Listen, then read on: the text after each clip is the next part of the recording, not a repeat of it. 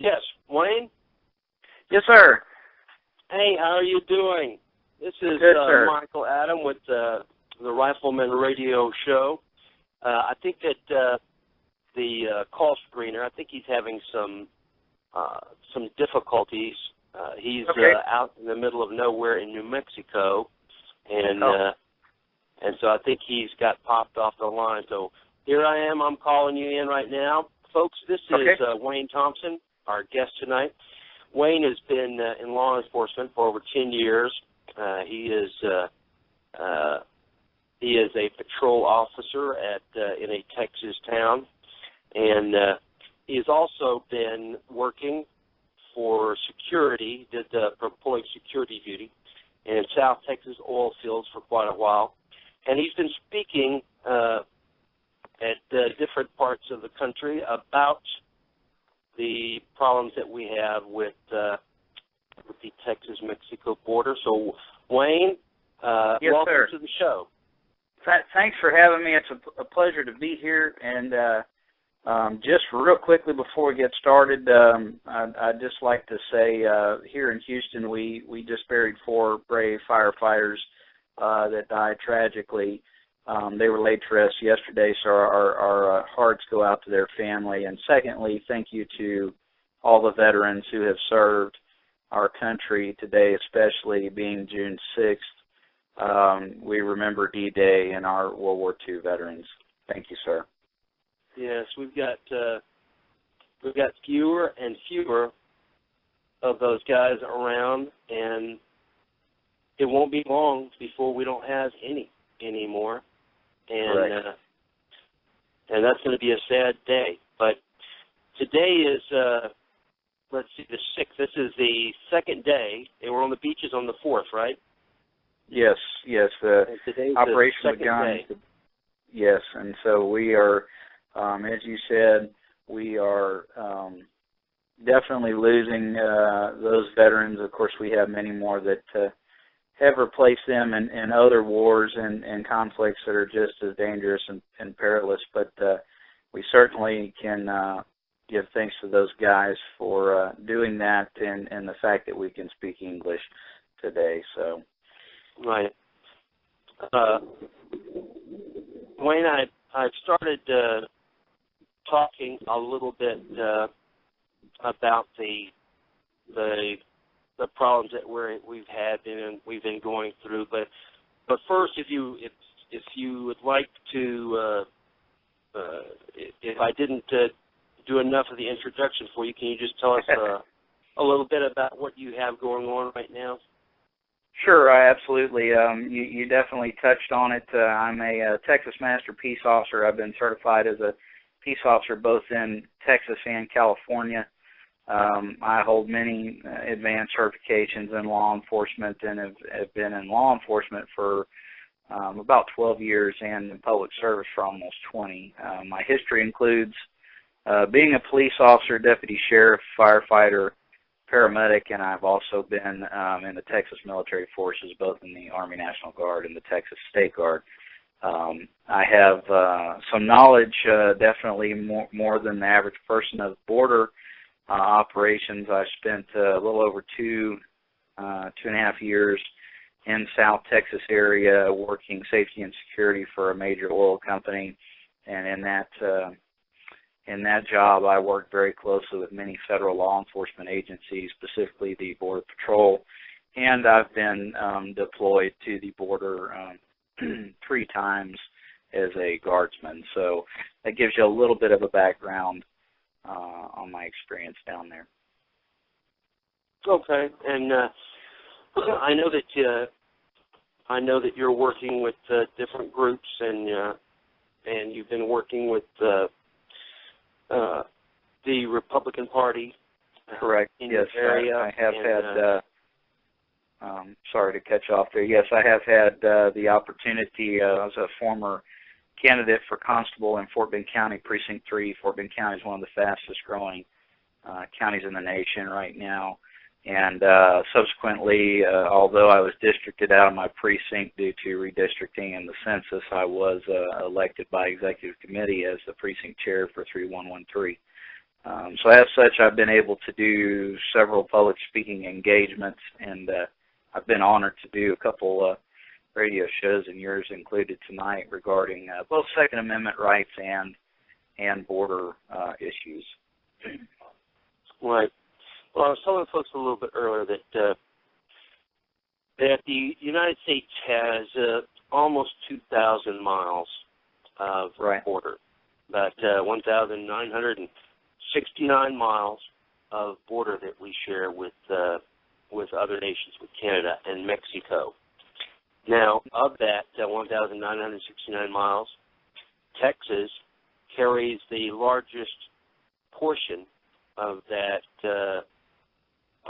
border. The Texas border is about a little over 1,200 miles of that. It's the longest international border in the nation.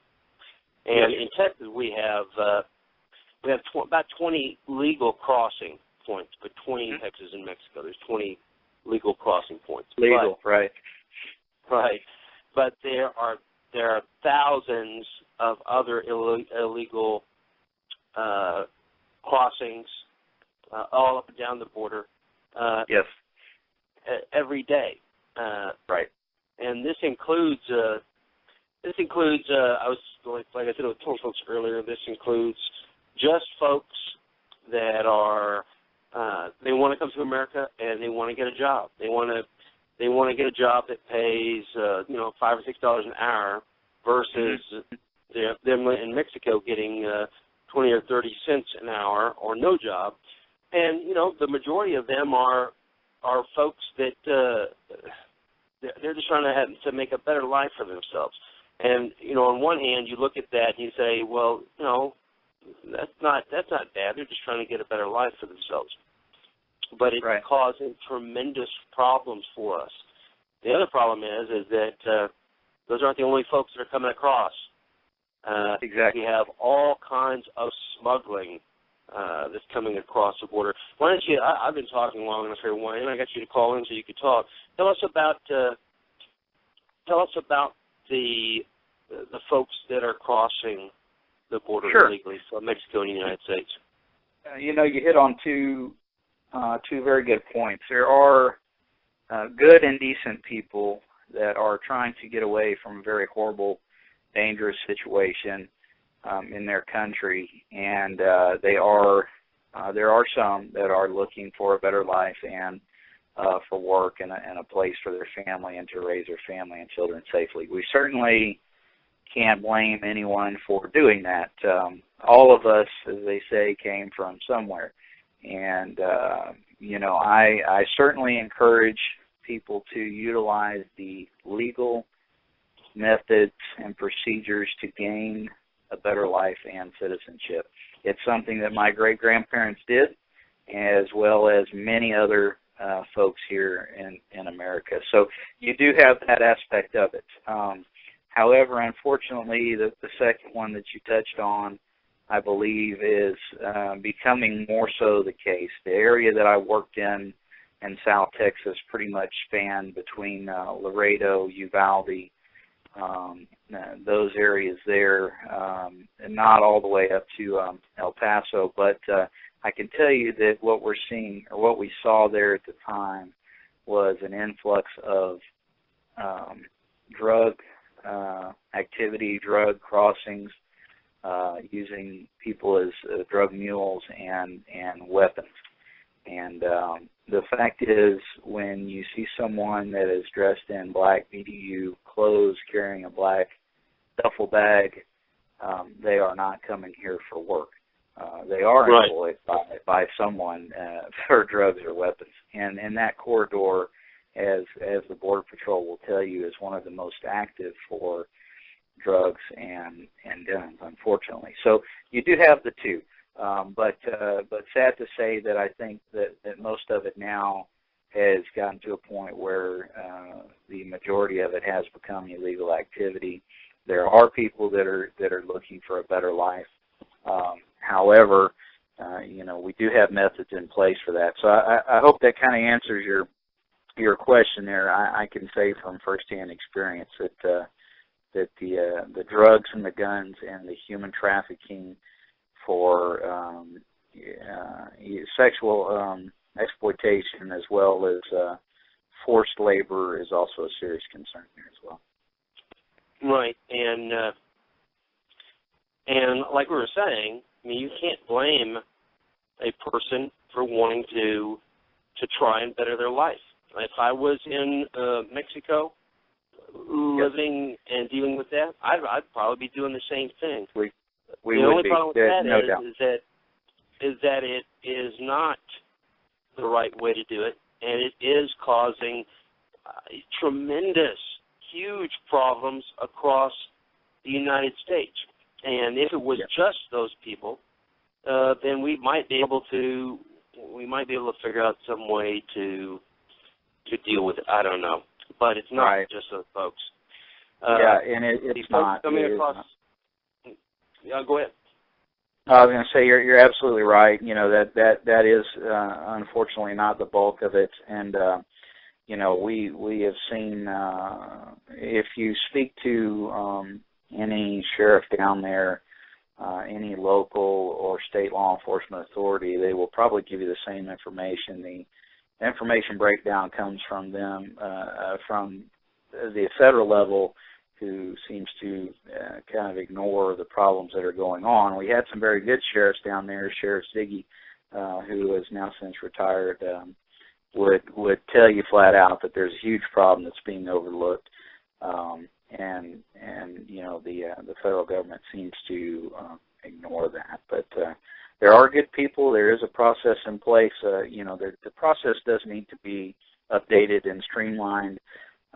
There is a huge logistical nightmare underway right now as far as what we do with people that are in the United States illegally already, and of course you could talk for hours about that. But I think, as you touched on, really what we're getting now is more criminal-based. We are seeing the drugs, the guns, the smuggling, the violence that's crossing over the border, and you know, everything from stolen vehicles to people being murdered, kidnapped, and we've even had, you know, many times where American citizens have been killed or kidnapped and even brought across the border and held. Right. And I don't. We're not even going to try and talk about what the Mexicans can do to figure out their mess, because I don't know. Problem is that the money from drugs, from the illegal drug trade, is so great. There's such a huge volume of money pouring into Mexico that these guys are they're billionaires, and they can just about do whatever they want inside the country. Corruption has run rampant. And, you know, Mexico, even back in the first time I went to Mexico, I guess, was back in 1970, I think. And even then, it was, you know, it was considered. You could slide an officer, you know, $5 to get out of a traffic ticket. When you parked your car somewhere to go eat dinner, the guys came up and said, "Hey, we'll watch your car, you know, for $3. We'll make sure that nobody does anything to it."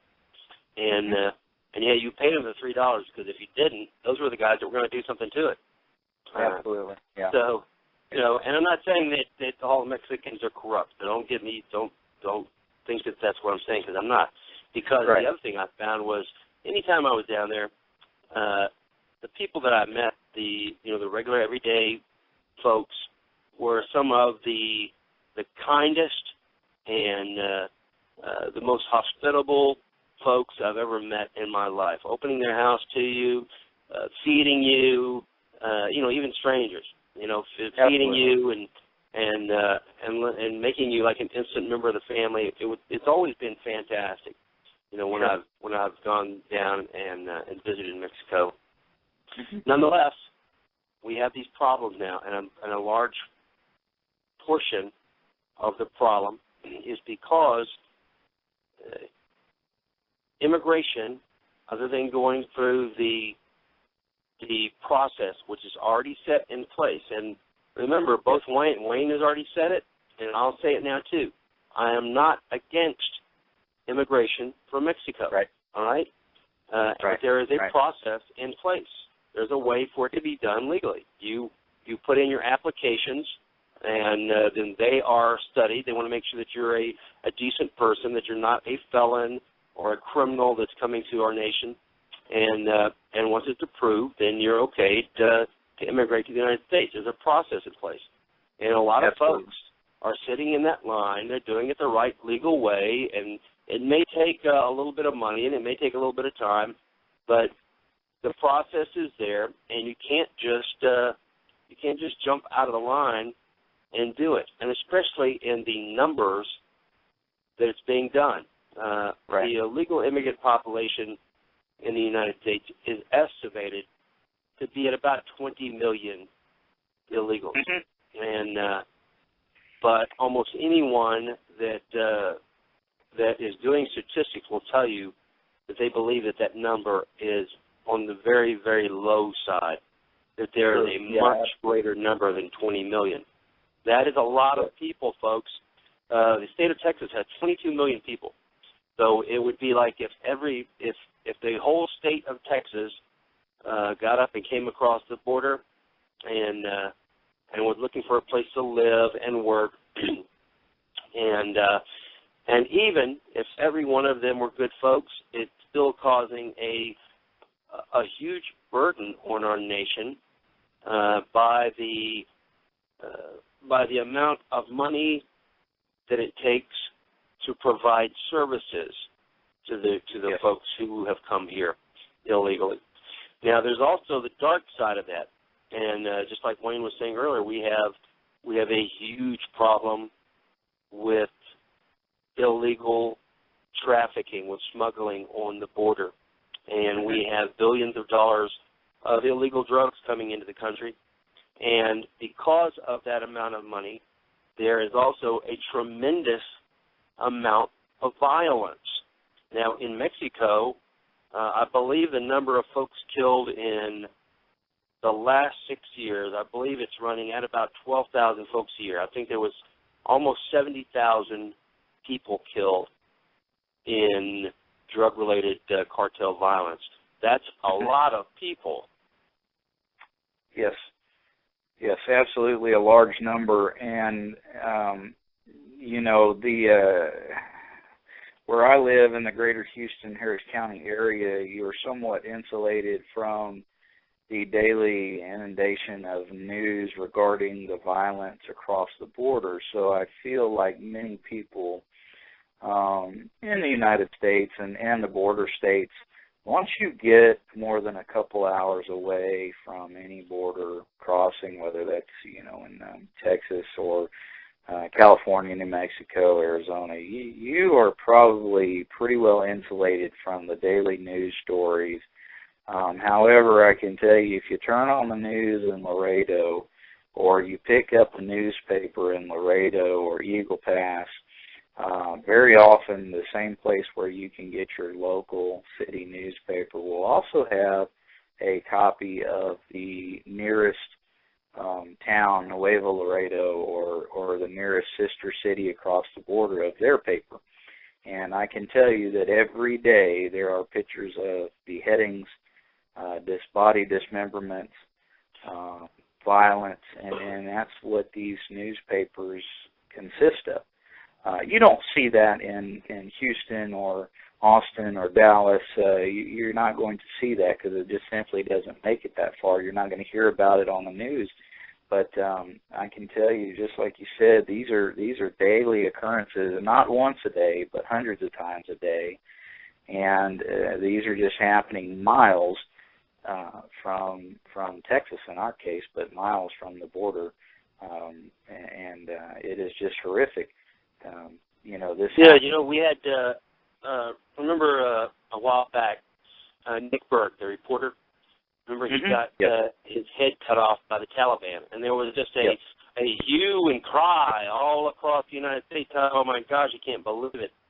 Now, in Mexico, it's a common occurrence, hundreds of heads cut off. As a matter of fact, and I didn't get this from our news. Our news, the news in the United States, will not cover this for some reason, which I find absolutely bizarre. Right.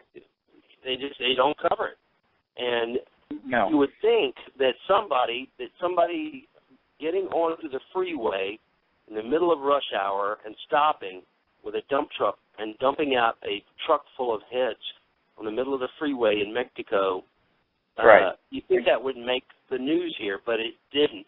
But it doesn't. Yeah. That's what they're doing there.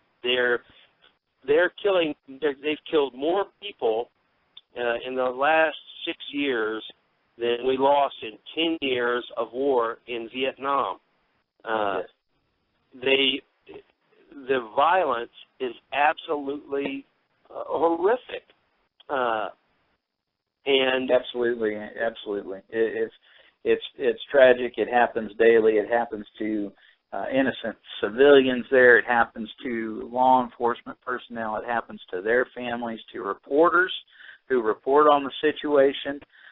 You can see many reporters from Mexico seeking asylum in the United States now because of what they have reported on with the drug cartels and their targets too. So, right. If they put a story about it in the news, the cartel members go to their home and kill them, or they kill their family, they kill their children.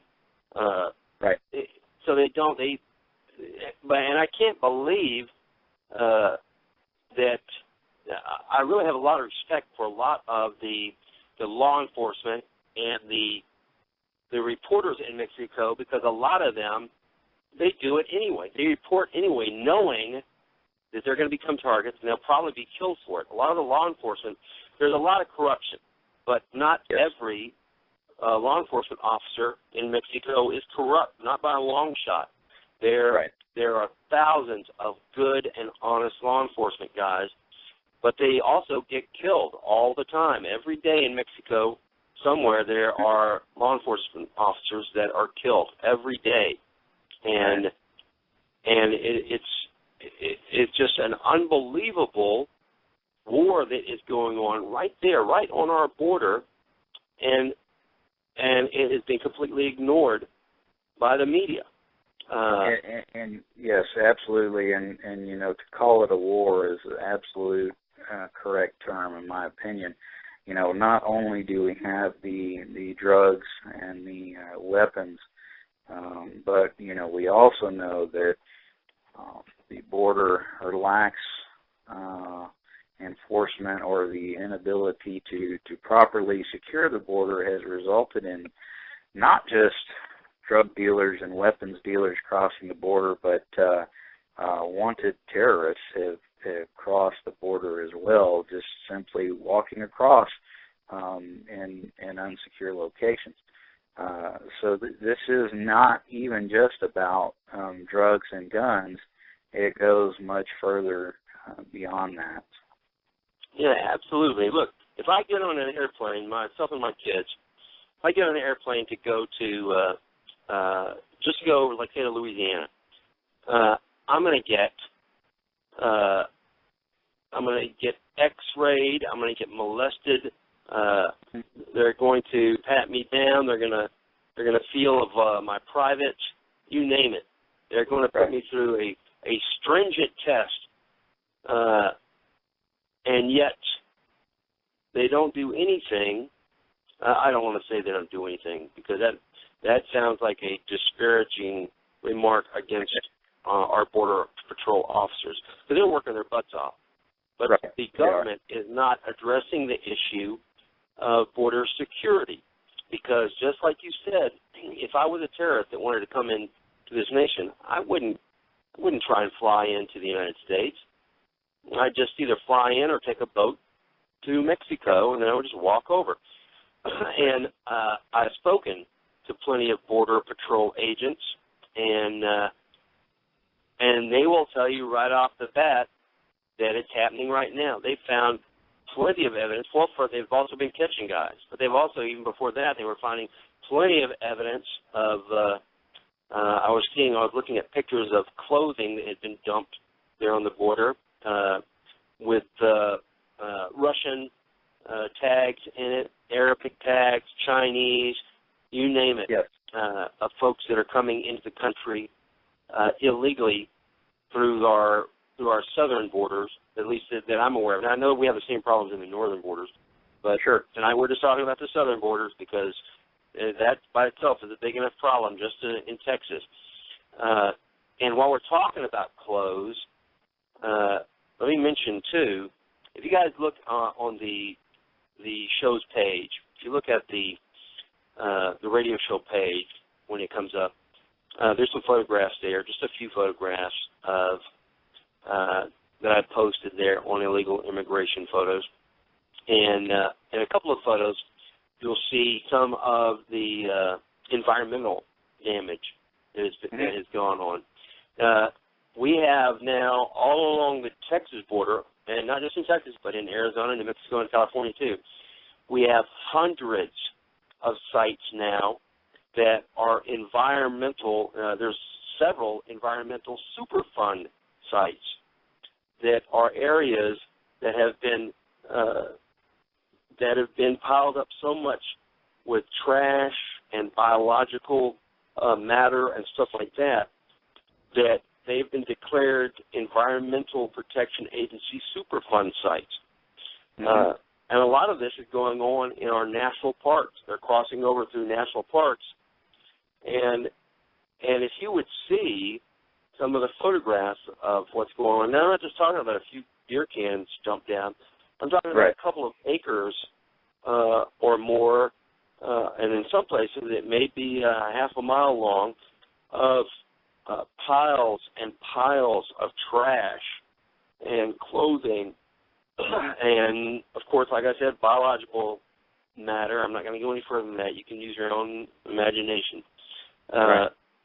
And it is destroying a lot of the areas there, and it's horrific. If you Google illegal alien trash, then it'll take you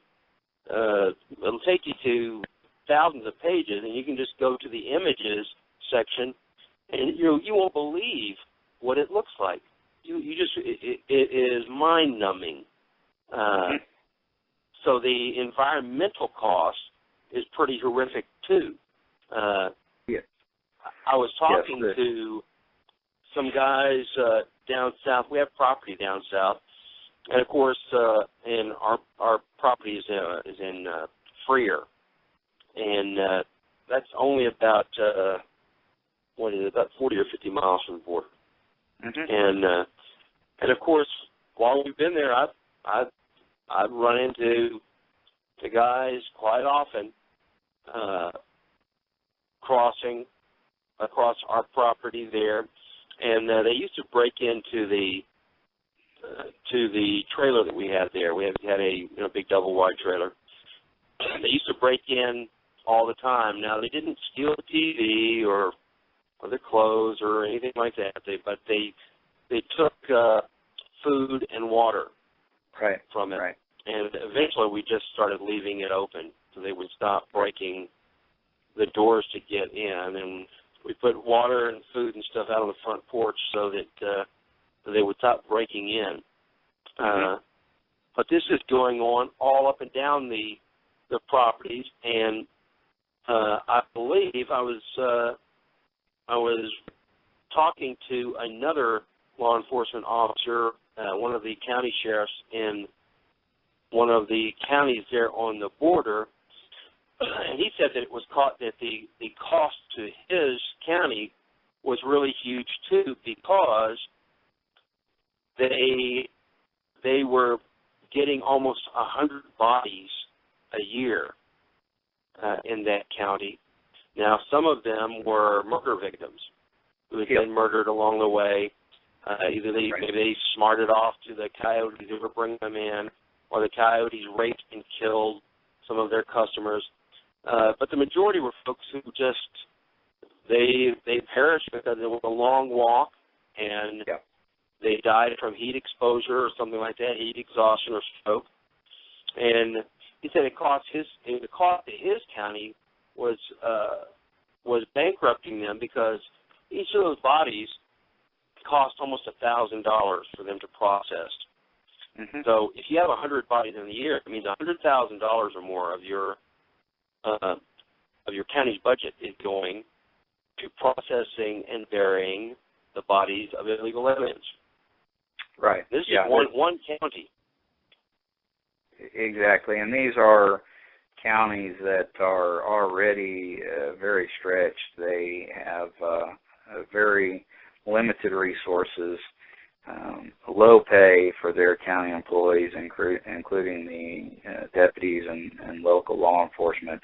And you're right. The border crossing issue is not just one piece to it. It has so many aspects. There is a cost in human life.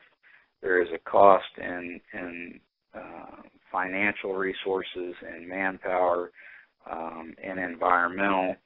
This is not a one-issue problem. And then when they get over here and have children and other things, and it taxes the medical system and welfare system, and this is not a one single thing. And the good people that are coming are trying to come over, the good ones, they are also victims because, as you said many times, these coyotes are mistreating them or abusing them. They might be, get them halfway and then charge them double, or else they're going to kill them or kill their family members. Many times they're brought halfway or not all the way, and they're just simply dumped in the middle of nowhere, and that's where you find these folks that have died due to exhaustion, dehydration, etc. Children, the same thing occurs to children. It's not just adults either. And I have seen it. I have seen it firsthand. And there is a huge multi-level issues with illegal crossings, and then we have the aspect of how many Mexican federal troops and law enforcement have crossed over our border to guard drug shipments or weapon shipments, and our Border Patrol agents and law enforcement agents that are getting attacked on the United States side. So the media will not tell you about that either. You don't hear anything about that. But you're right. Yes. According to the records that are open, there's been about 250 incursions onto American soil across the border that they've recorded since 1996. And these are just the ones that are recorded, because I can tell you also that from talking to the Border Patrol, and I've spoken to quite a few Border Patrol agents about this, there's a lot that aren't reported. Right. And right. I don't know if you guys remember just recently, now this did make a little bit of noise, not much, but it did make a little bit of noise when the American soldiers, when the guard units had been deployed, and there was a guard unit that was down watching the border at surveillance, and they said, "Hey, we've got some guys coming, and they're all armed. They're dressed in military clothing, and they're moving in a military fashion, and they're asking what to do." And they were told to retreat, get out of there. And that was really hard for a lot of folks to follow, to say, we got our American troops down the border, and they've been told to retreat from people that are crossing, and that was really hard for a lot of folks to take. That's not the first time our military has had their hands tied, for sure. That is a sad situation. When these Mexican federal troops, federal law enforcement, many other groups, and of course most of these major drug cartels were former law enforcement or special operations in the Mexican military. But when these folks cross over the border, this is in my view, a borders on a wartime act. And, you know, we must respond as such, because, you know, we have American citizens who, you know, have been kidnapped, have been taken across the border, have been held hostage. We know this. We've had the rescues before, and, you know, we have American farmers and ranchers who are in danger. And you know, I would venture to say that if the Russian military crossed over into Montana or something across the Canadian border, that we would deal with that a certain way, and I'm not sure why we don't deal with it that way at the Mexican border. But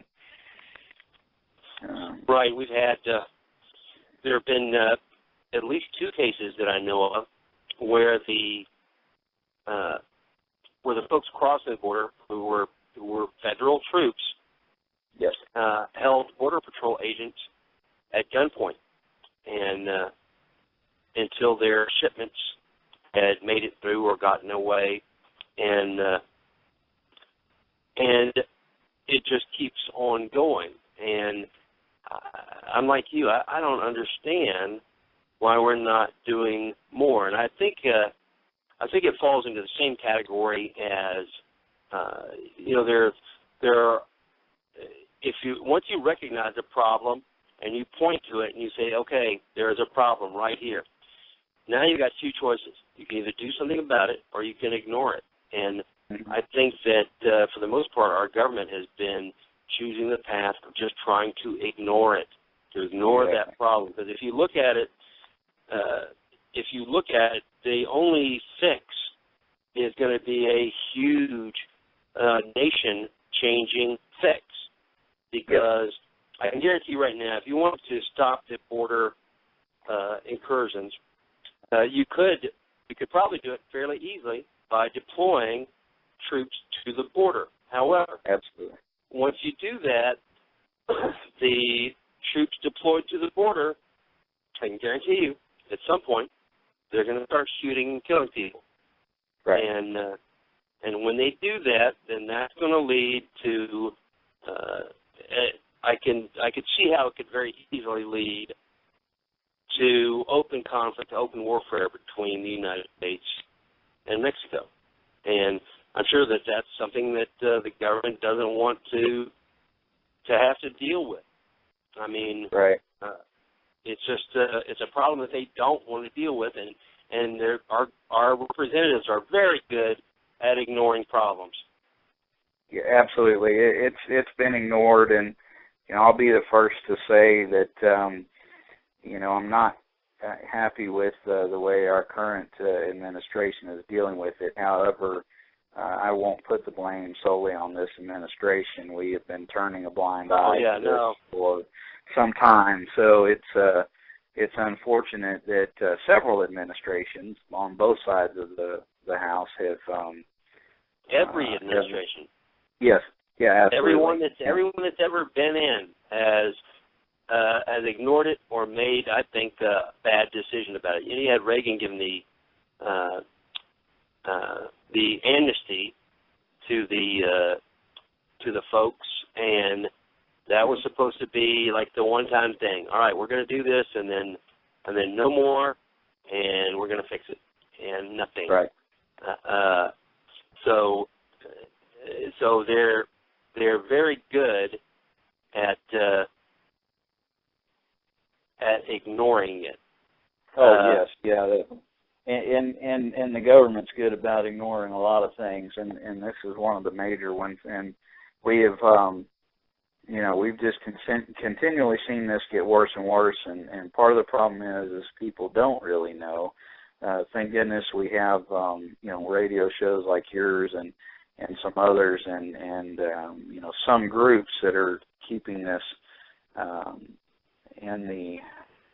in the news, I guess you'd say. But once you get away from those border towns, once you get into your major cities, you just simply will not hear about it. And it's unfortunate, because I think if people knew more of what was going on, there would be much more outrage, and they would be pressing for our government officials to take some action. And the whole system needs an overhaul. There's no doubt about that. But we have to start with securing our borders. We can go to war with as many countries as we need to, but when we're letting the bad guys come in and walk across right here at home, it's pointless to go overseas and try to deal with problems when we haven't secured our own borders. And that's southern border, northern, any one of them. We've got to be able to do that. So, right. Well, the violence, as we were talking about earlier, the violence on the southern side of the border has risen to absolutely horrific levels, with the tens of thousands of murders, the open warfare on the streets of the Mexican cities, the gang warfare. But right now, or at least historically, it has stopped at the border. Mm-hmm. It has stopped, right just on the southern side of the border. But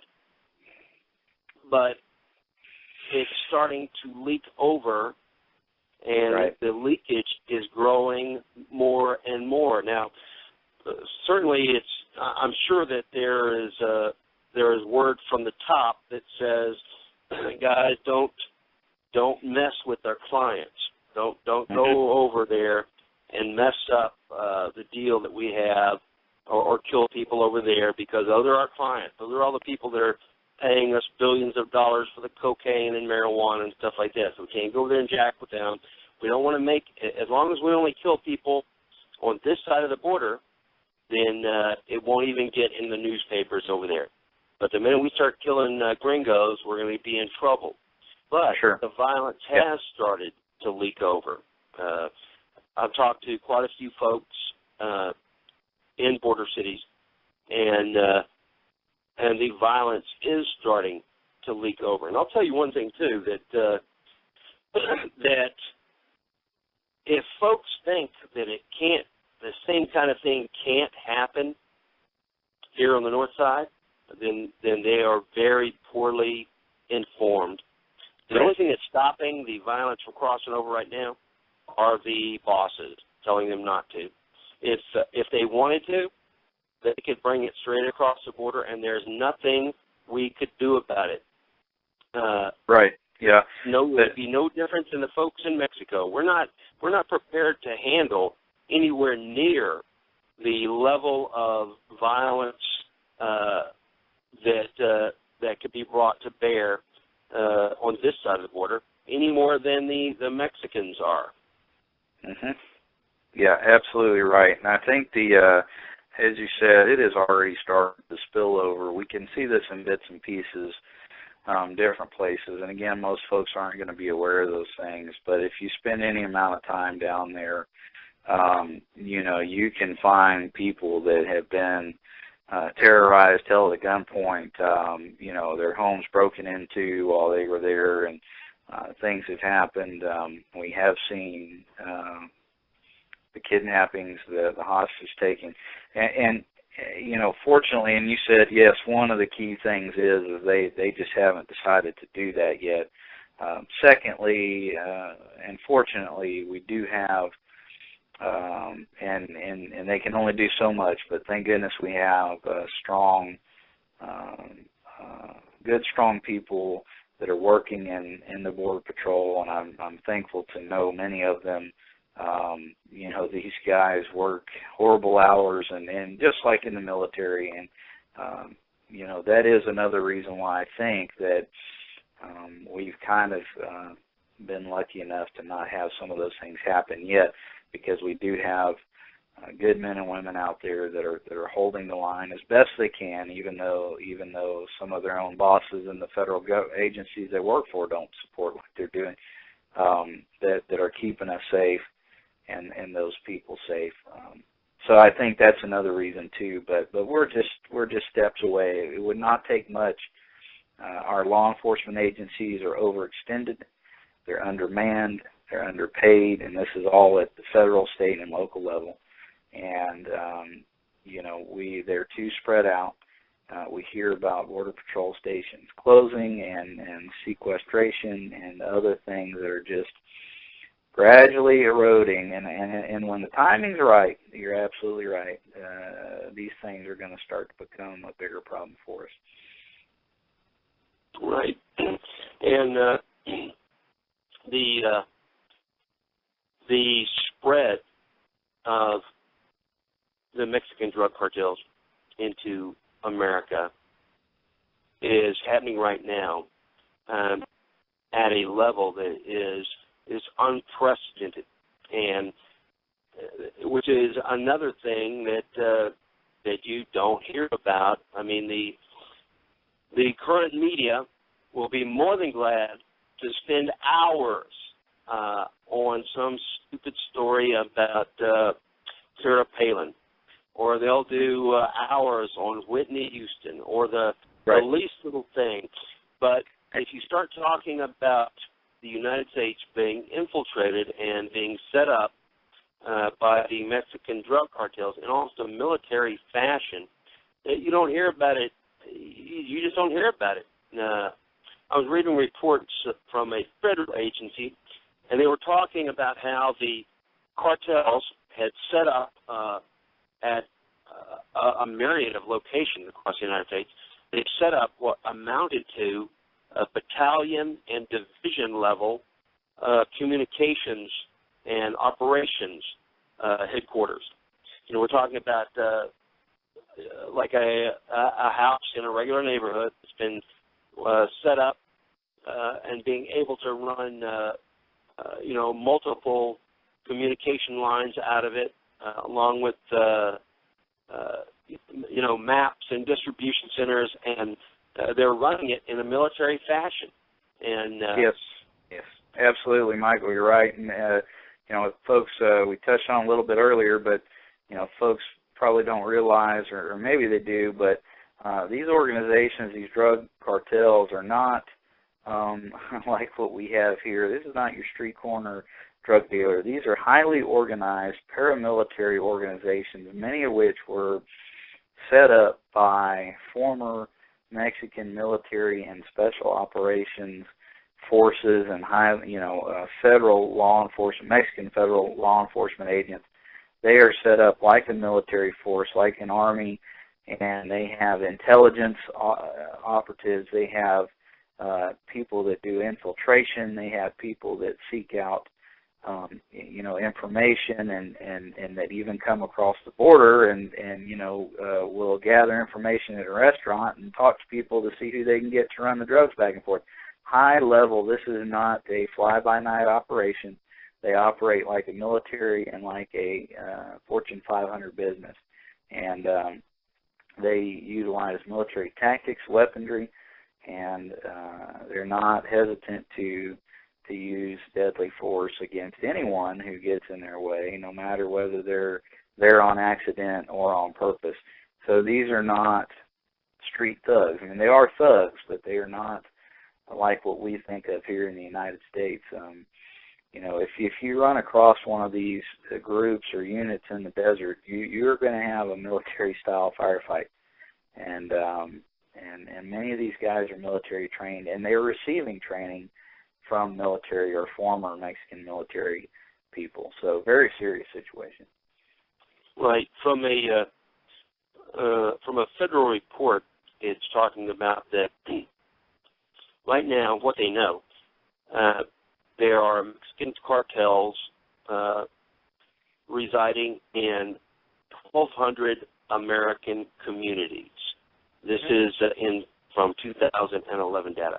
Now that's up from 230 communities in 2008. So in the last, it looks like it's almost doubling every year. 1,200 American communities that have cartels presence in them, and on the Mexican side, they have gotten high tech also. In order to communicate, they have to have cell towers. They have to have cell towers and stuff to run their communications if they're out in the wilderness, and that's what they do. The cartels now they have their own companies and their own groups of guys that install cell towers for them to use, and then they've got guys. The road system in Mexico is it's pretty elementary.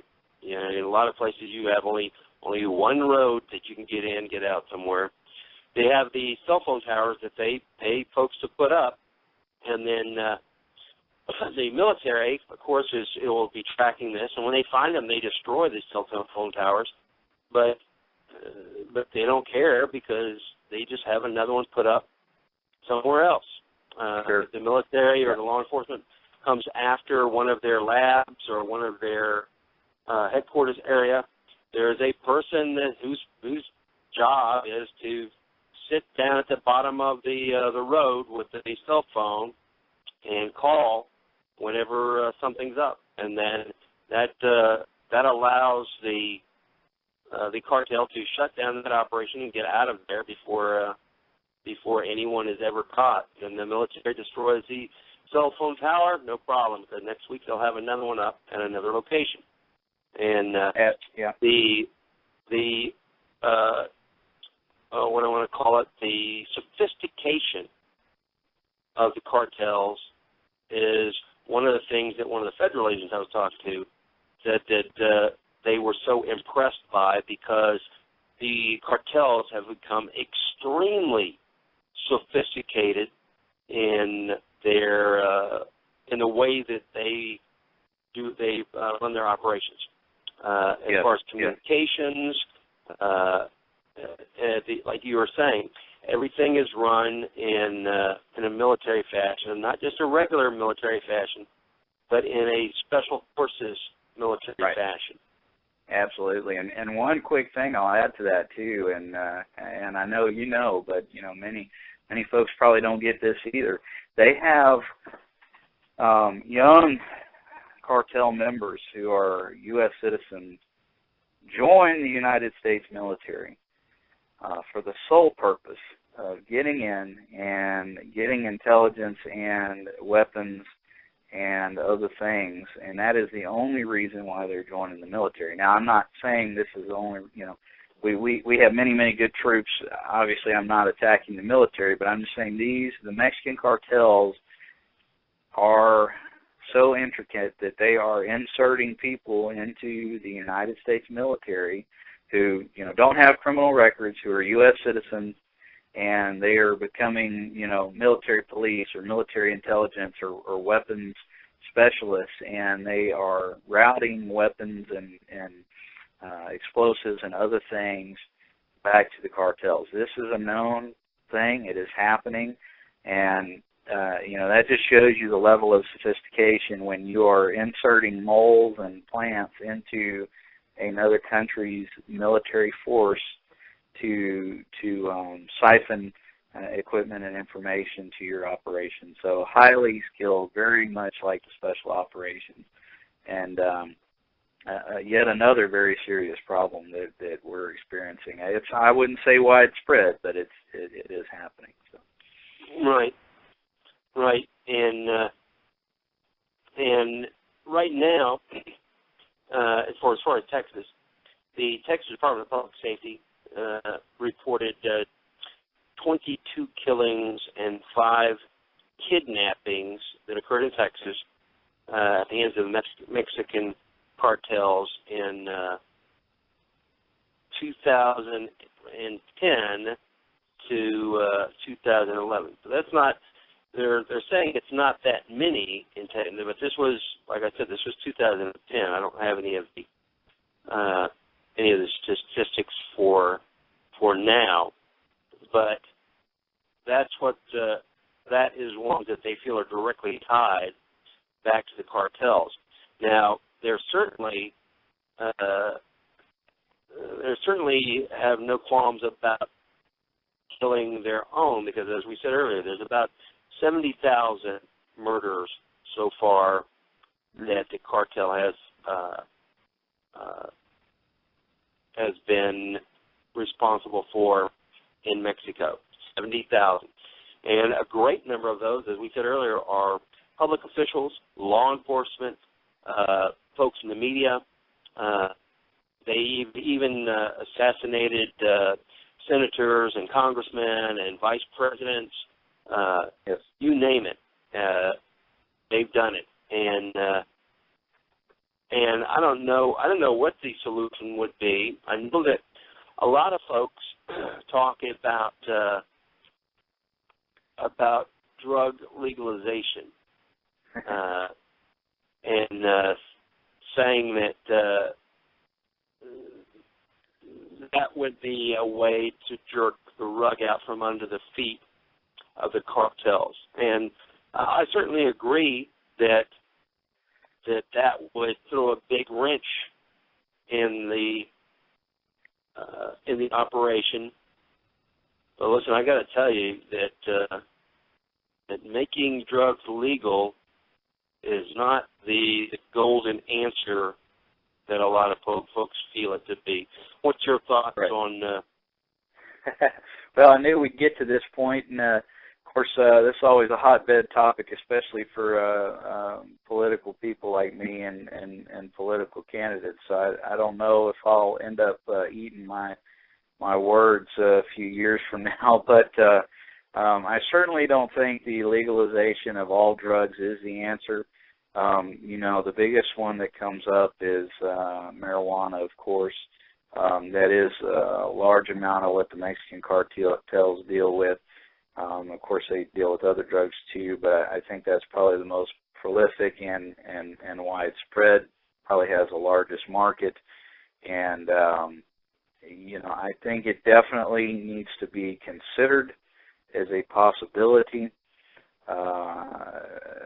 That would be the one drug that I would possibly say we need to look at legalizing, and that would be the only one. I think that we can safely say that there's been enough research and information that, probably this is no worse than cigarettes or alcohol. And, we started the same thing with tobacco and the same thing with alcohol many, many years ago, and it went through the same turmoil, and eventually they were legalized and taxed. And that was, primarily to get rid of the illegal market and bootlegging and things like that. Well, we can certainly look back at our own history for prohibition, and we can see that making alcohol, the sale and production of alcohol, illegal did not work at all. Matter of fact, that is what birthed the beginning of the organized crime syndicates. Absolutely. I mean, that's where the money came from. They used the huge amount of money that their smuggling brought in to bankroll all of their other illegal operations. And finally, the American citizens and everybody else realized this is never going to work, and they repealed prohibition. I kind of agree with you. I think that folks, they're already doing it. They're already doing it right now. The only problem is that the government's not getting the money, and the huge amount of money that folks are paying to bankroll the illegal operations it's just mind-staggering. Whenever you come onto one of these parts... No, go ahead. Go ahead, sir. Sorry about that.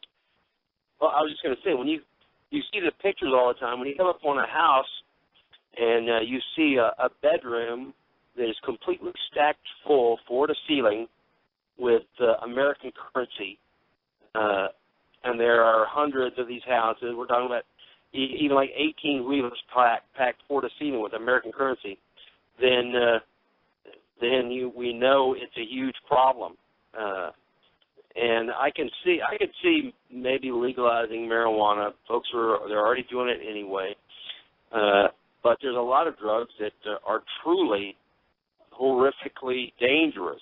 Mexico now controls over 80% of the meth trade in America. Right. And clearly the that would be the only drug that I would even remotely consider legalizing and taxing and regulating. Clearly, all the other ones are simply way too dangerous and lead to violence and killing. And with marijuana, the people that are buying that, like you said, they're already doing it anyway. You make something like that legal, and that's not going to make people run out and become pothead, just like people choose not to be alcoholic, people choose not to drink. Just because it's legal doesn't mean they're running out to buy it.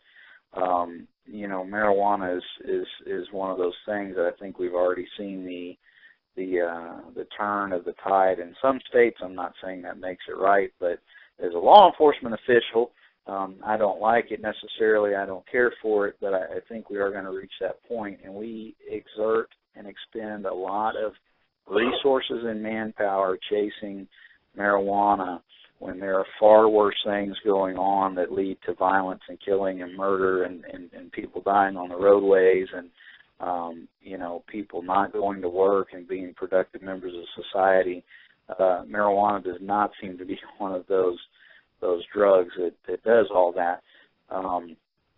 That being said, of course, me saying this is certainly not advocating that anyone do it, and I don't approve of it, of doing it, but I think from a legal aspect, we probably need to look at that so that we can relieve law enforcement and federal agencies to tackle the more serious drugs and violence and border issues. It just simply doesn't make sense to be chasing marijuana around and expending resources and manpower, especially when we're already stretched on that. Right. So. Right, and there's plenty. You don't have to worry about that because there are plenty of other offenses that are tied in with illegal immigration. As of as of 2013, it says that 95% of all outstanding warrants for murder or homicide were targeting illegal aliens. The illegal aliens had all of the outstanding warrants there. Sam, is that you on the line there? Yeah. This is Scott. I got tied up. I missed part of the show. Started to jump in a little bit late. Oh, okay. Is this you? Yes, sir. I'm not gonna. This is a friend of ours that I'd asked to call in.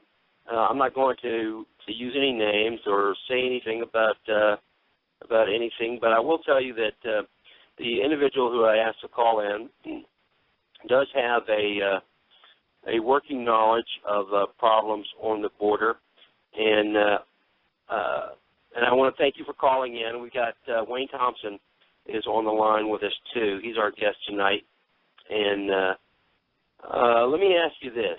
I'm just going to call you Bill. Bill,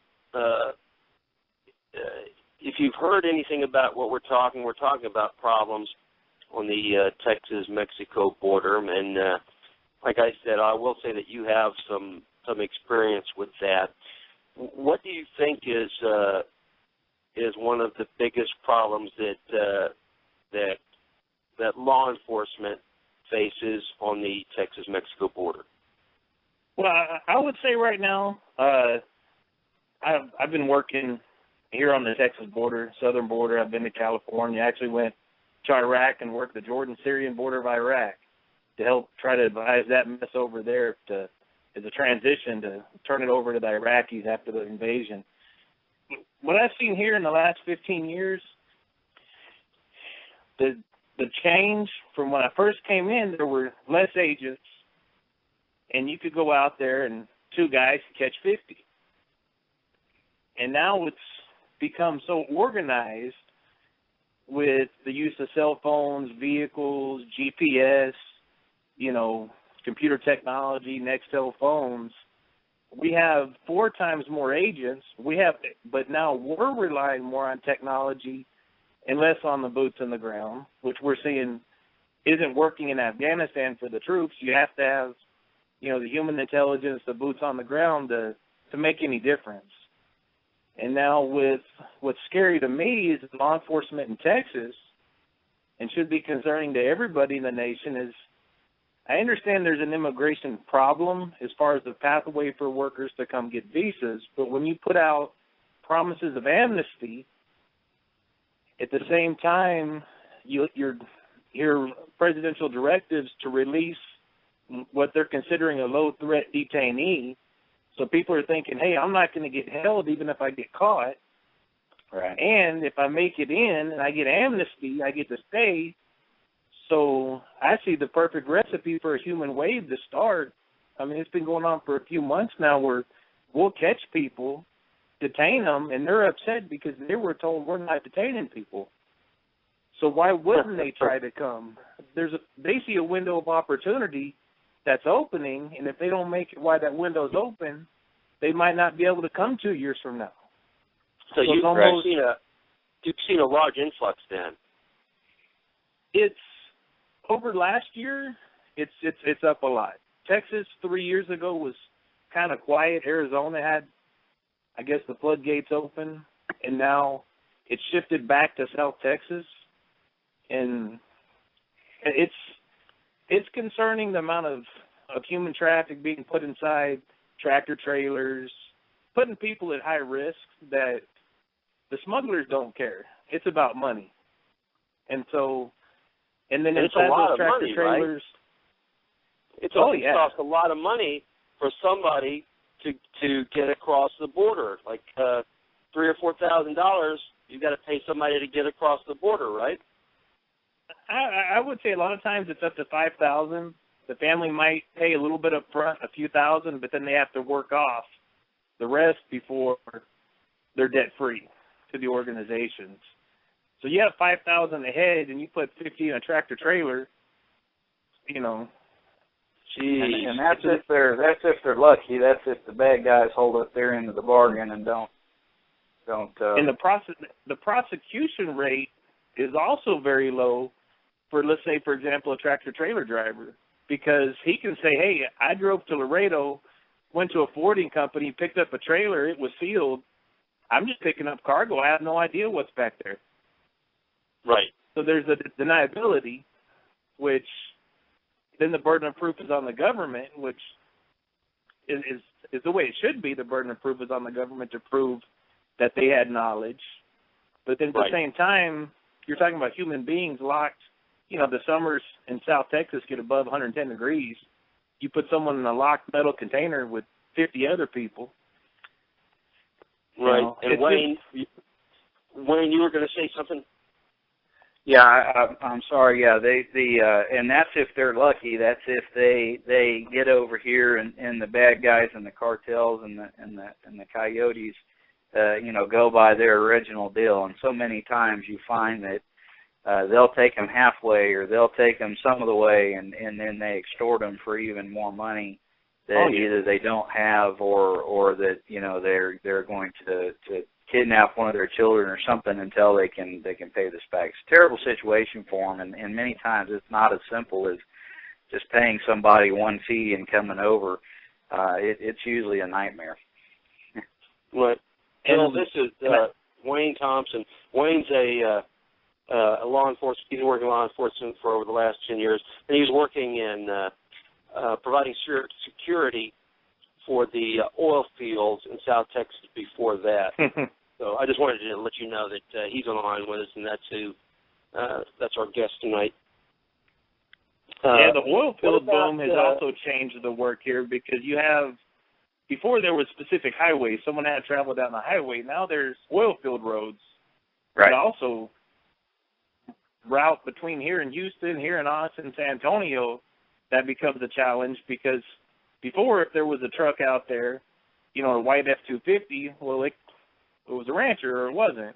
Now it could be an oil field, and there's a whole lot more activity on the border, good and bad, and the bad guys try to blend in with legitimate, oil field boom down here. And what's also concerning is the continued attempts to cut the budget for agencies like the Border Patrol, ICE, deportation, when you make a promise of amnesty, a promise you're not going to hold people, they're releasing aliens, and then on national media you type in Border Patrol budget cuts, and they're trying to cut 25% of our budget, which is from salaries directly, and salaries is overtime. So, you know, if you're in the middle of working, you get a phone call from your supervisor, hey, you guys need to come in because we don't have the overtime to pay you. Right. So, well, Wayne and I, too, were talking earlier before you got on, we were talking about how if he or I wants to go on a flight and we want to take our family with us, then we all get groped. You know, they do what borders on molestation of your kids before you can get on the plane. They're so worried about security, and yet, like you're saying, they don't seem to be that worried about our borders, which are about as porous as they can be. Have you guys? When I talked to some border patrol agents, quite a few of them, because a lot of times my work with Appleseed will take me down to South Texas. And I'll tell you that when I was down there a while back, I was at a place called Farr, and it's right there on the border. As a matter of fact, our range was right on the border. And I climbed up to the top of the berm and was looking across the border, and one of the guys that was there, one of the federal guys, said, hey, don't do that. He goes, get down from up there. And I go, why? He goes, man, he said, somebody might just take a pot shot at you. I go, you're kidding, right? I said, they wouldn't really do that. He goes, no, they do it. And I was wondering about what you have seen as far as an increase in violence at the border on the south side and then on the north side. What have you seen as far as the folks who are crossing illegally as their determination to meet or deal out violence on the north side of the border? I would say for me the biggest change I've seen on border violence as far as agents' assaults have been more people willing to fight. Before, historically, there was a fear of law enforcement, and the last thing they're going to do is try to fight somebody in uniform. Right. And the difference now is you'll have somebody, and it's almost, to me, wouldn't make sense. You have, you know, a 6-foot-tall guy with a firearm, law enforcement or not, you run away from them, and there's more people challenging, throwing rocks, throwing bottles, you know, fighting, getting fist fights, trying to disarm agents and law enforcement on the border, which that's something historically when I first came in, I didn't see 15 years ago. You know, you saw somebody, they dropped whatever they had in their hands and they ran. Right. Now you have that chance of they might do something right in front of you to draw you out so 5 other guys can come behind you. So you have the fear of, you never know when it's an organized cell with military training. And a big problem in South Texas is cartels like Los Zetas that were trained by the U.S. military to be anti-narcotics in Mexico, and they joined the other side. Right. So similar to the original Taliban that was trained by American CIA that turned on us, we have groups like Los Zetas that were trained by U.S. Special Forces that are now tactically trained. Right, yeah. And that's one of the things that Wayne was saying earlier is that you've got the folks that are volunteering to take training, even in the American military, or like you were saying, volunteering to take training from American law enforcement when they are members of the Mexican law enforcement, of the federal agency there, and then turning around and using that training in order to facilitate the drug smuggling. What about, like I was saying, the violence on the south side of the border is just absolutely horrific. If you talk to most families, if you talk to families that have from the border area, that their mom's from the border, their grandparents are from the border. You talk to any big family, and every family, and it's not urban legend, every family will know of at least one person they know that, yeah, they went to Mexico and we just never saw them again. Just, you talk to most families have a story about, well, yeah, cousin so-and-so, they were in Mexico because they worked on both sides of the border, and we don't know what happened to them. It's a common thing, and it doesn't really go reported much. You have instances that's exactly what Wayne and I were talking about earlier. Right. It's scary. Like in Juarez, Mexico, I guess it was maybe 2 years ago. There was, I guess it was a pregnant embassy worker in Juarez, Mexico, was gunned down in the middle of the day in the street. U.S. embassy worker, pregnant female, gunned down. Anywhere else in the world, if an embassy worker, is gunned down in front of the embassy, it's an uproar, but it happens in Mexico. Well, it's just part of the drug violence. I don't understand, just as an American, as a Texan, how those aren't acts of terrorism. We're using drones all over the world, but right here, I guess it's not terrorism. I don't I guess that's above my area of law enforcement, but, at what point is it terrorism and a direct threat to the American people? Let me ask both of you guys this. We had a question a little bit earlier, and Wayne, let me ask you first. Sure. One of the guys in the chat room has asked, what do you guys feel is the greatest threat involving illegal border activity to the homeowners and the landowners who are living down on the front lines, who are living along our 1,200-mile border? What's the greatest threat to the landowners? Well, I think that the greatest threat is certainly, there are many minor acts, like you said. People will come over, they may steal food or water. Those are all very minor things, but the greatest danger is to their lives and their family. It is going to get to a point, and it has, you just don't hear about it, where these folks are terrorized, kidnapped, brought back across the border and held for ransom. That, we normally equate this to other countries in South America, but, we're going to see this more with those border families. I honestly think the kidnapping and holding for hostage for ransom is going to be a major thing. It's so easy to cross. It doesn't take much. These are military-style groups with military tactics. And, if these folks are landowners and they think that they have any sort of money or financial, income that they can exploit, that's what I fear is probably the biggest problem for them. Right. Bill, what do you see when you're down there? What do you see?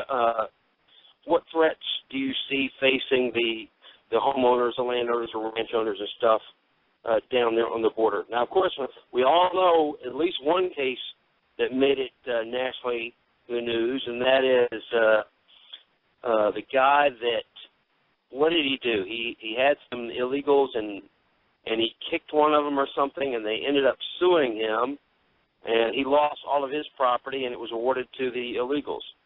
Right. Well, I mean, you have stories like that. You have stories of Border Patrol agents that, shot somebody that was involved in moving narcotics.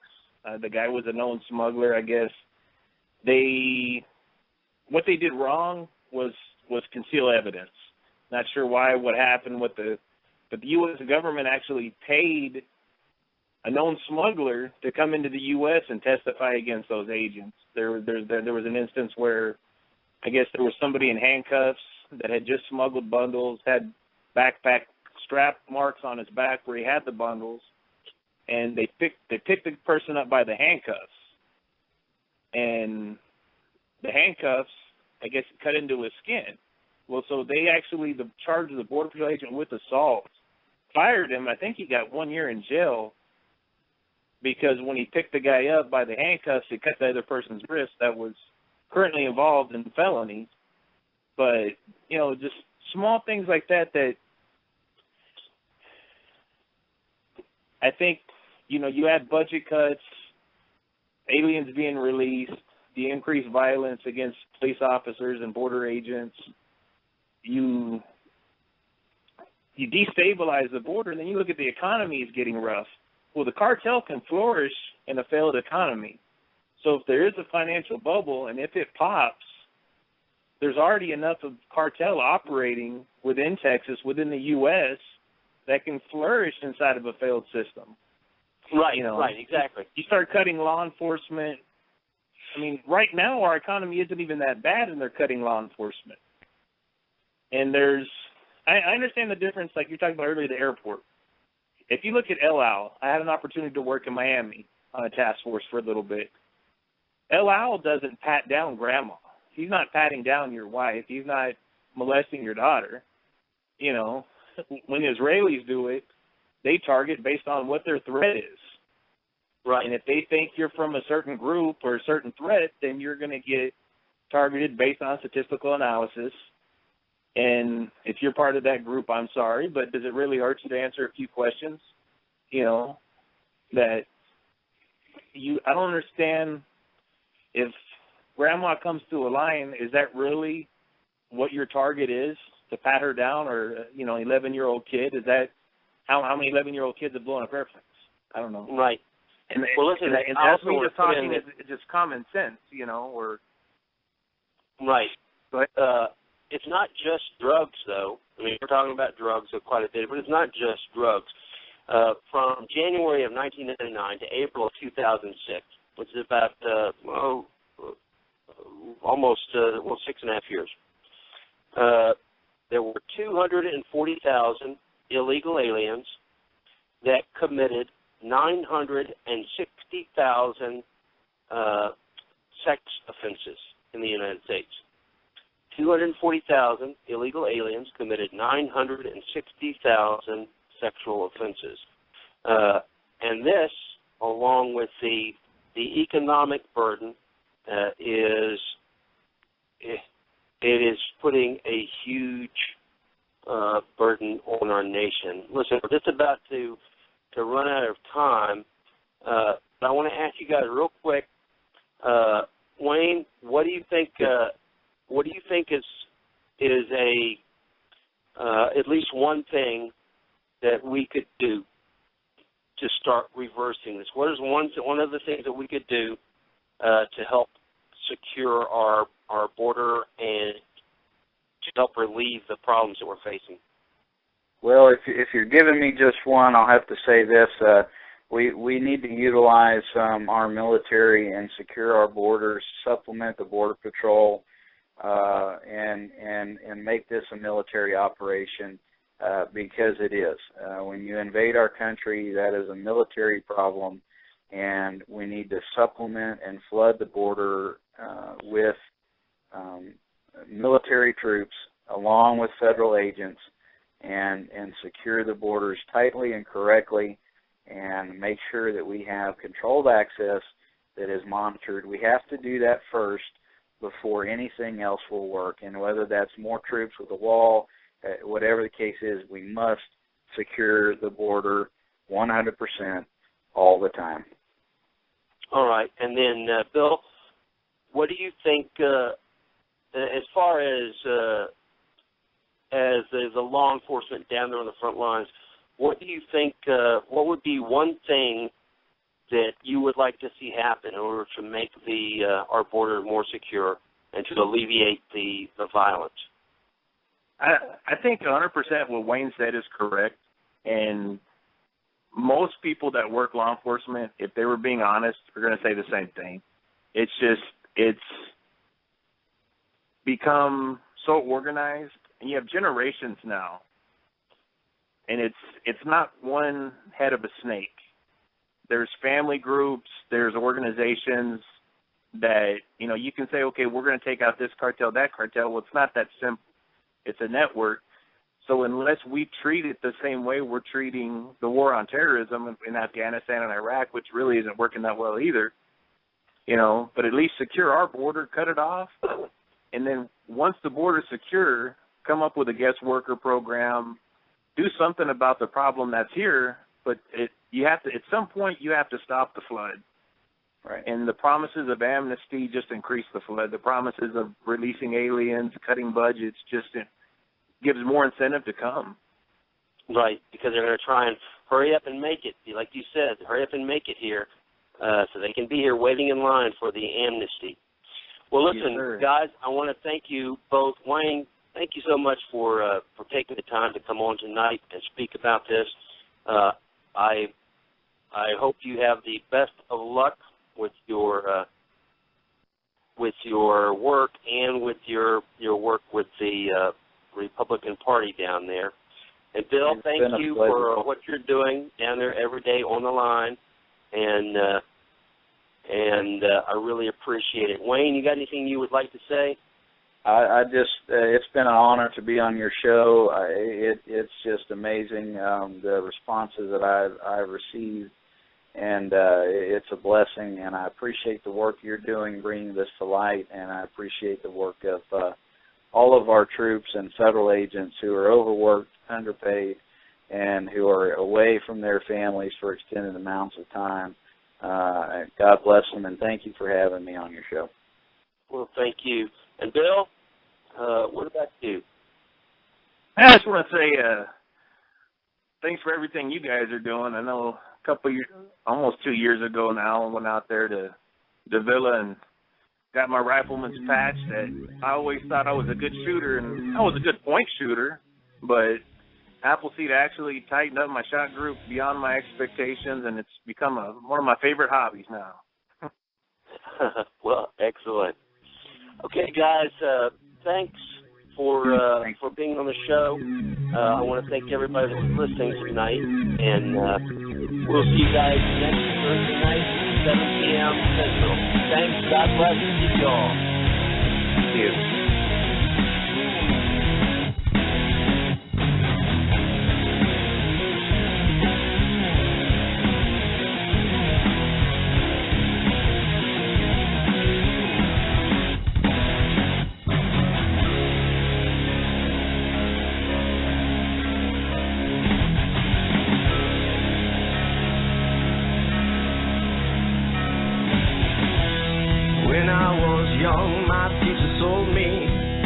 That I was free, yeah. And as a child